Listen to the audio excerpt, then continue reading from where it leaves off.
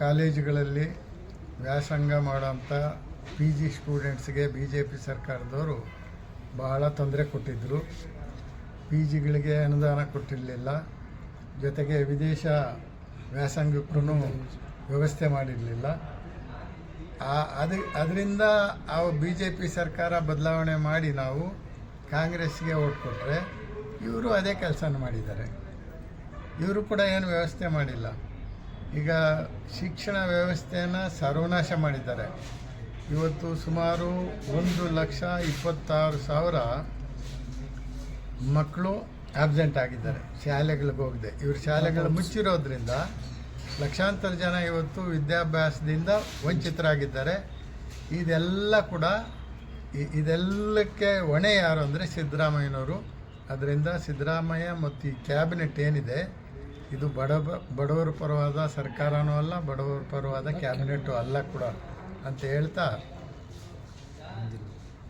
ಮುಂದಿನ ದಿನಗಳಲ್ಲಿ ನಾವು ಇದಕ್ಕೆ ಪ್ರತೀಕಾರವಾಗಿ ಯೋಜನೆಗಳನ್ನು ರೂಪಿಸ್ತೀವಿ.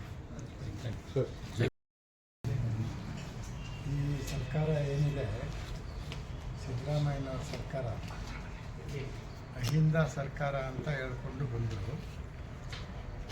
ಎಸ್ ಸಿಗಳು, ಎಸ್ ಟಿಗಳು, ಮುಸಲ್ಮಾನರು ಮತ್ತು ಹಿಂದುಳಿದ ವರ್ಗದವರ ವೋಟ್ಗಳನ್ನು ತಗೊಂಡು 2ನೇ ಬಾರಿಗೆ ಮುಖ್ಯಮಂತ್ರಿ ಆದರು.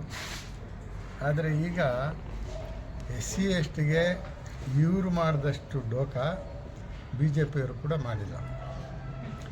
ಏನು ಎಸ್ ಸಿಗಳಿಗೆ ಮೀಸಲಾಗಿತ್ತಂಥ ದುಡ್ಡು 46,000 ಕೋಟಿ, ಅದರಲ್ಲಿ ಸುಮಾರು 23,000 ಕೋಟಿಯನ್ನು ಗ್ಯಾರಂಟಿ ಸ್ಕೀಮ್ಗಳಿಗೆ ಡೈವರ್ಟ್ ಮಾಡಿದ್ದಾರೆ. ಒಂದೇ ಒಂದು ಊರಲ್ಲಿ ಲ್ಯಾಂಡ್ ಪರ್ಚೇಸಿಂಗ್ ಸ್ಕೀಮಲ್ಲಿ ಬಿ ಜೆ ಪಿ ಸರ್ಕಾರದಲ್ಲಿ ಸುಮಾರು 106 ಎಕರೆ ಡಿಸ್ಟ್ರಿಬ್ಯೂಟ್ ಮಾಡಿದರು.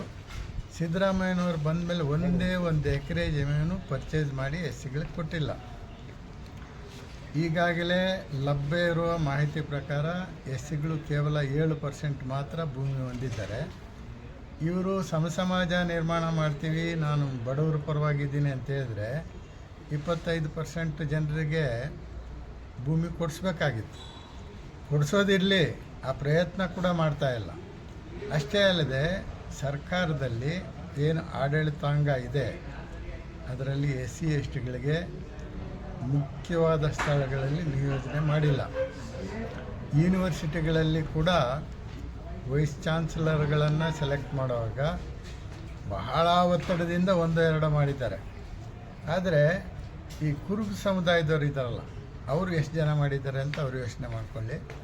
ಅದರಿಂದ ನಾವು ಈ ಸಾರಿ ಈಗ ಬರೋ ಬಡ್ಜೆಟಲ್ಲಿ ದುಡ್ಡನ್ನು ಯಾವುದೇ ರೀತಿ ಡೈವರ್ಟ್ ಮಾಡಲ್ಲ, ಕೇವಲ ಎಸ್ ಸಿ ಎಸ್ ಟಿಗಳಿಗೆ ಮಾತ್ರ ಮೀಸಲಿಡ್ತೀವಿ ಅಂತ ಅವರು ತಿದ್ದುಪಡಿ ತರಬೇಕು. 7C ರದ್ದು ಮಾಡಬೇಕು. ಹಿಂದೆ 7D ರದ್ದು ಮಾಡಿದರು, 7CD ರದ್ದು ಮಾಡಿಬಿಟ್ಟು 7C ಒಂದು ಕಾಲುವೆಯನ್ನು ಮುಚ್ಚಿದ್ರು, ಇನ್ನೊಂದು ಕಾಲುವೆಯನ್ನು ತೆಗೆದು ಎಲ್ಲ ಶ್ರೀಮಂತರಿಗೆ ಆಗ್ತದೆ. ಇವತ್ತು ಈ ಸರ್ಕಾರ ಬಡವರ ಪರವಾದ ಸರ್ಕಾರ ಅಲ್ಲ, ಇದು ಶ್ರೀಮಂತರಿಗೋಸ್ಕರ ಆಗಿರ್ತಕ್ಕಂಥ ಸರ್ಕಾರ.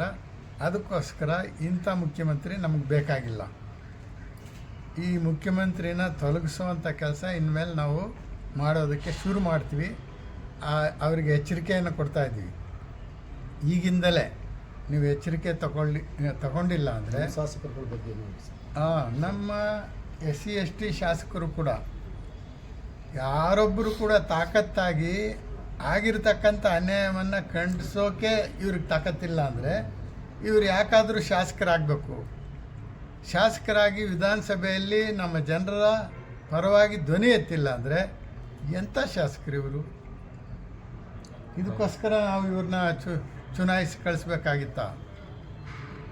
ಈಗ ಇವರು ಯಾವುದೋ ಸಿದ್ದರಾಮಯ್ಯನವ್ರು ಕೊಡೋ ಬೋರ್ಡ್ ಚೇರ್ಮನ್ಗೋ ಅದಕ್ಕೋ ಇದಕ್ಕೋ ಅವ್ರ ಹಿಂದೆ ಬಾಲ ಅಲ್ಲಾಡಿಸ್ಕೊಂಡು ಹೋಗೋದಕ್ಕಿಂತ ಬದಲಿಯಾಗಿ ಜನಪರವಾಗಿ ಧ್ವನಿ ಎತ್ತಿದ್ರೆ ಅವ್ರ ಗೌರವ ಇರ್ತಾಯಿತ್ತು. ಅದರಿಂದ ನಾನು ಈ ಸಾರಿ ನಮ್ಮ ಸಮಾಜಕ್ಕೆ ಕರೆ ಕೊಡ್ತೀನಿ, ಮುಂದಿನ ಸಲ ಇಂಥವ್ರನ್ನ ಯಾರನ್ನೂ ಚುನಾಯಿಸೋದು ಬೇಡ ಅಂತ.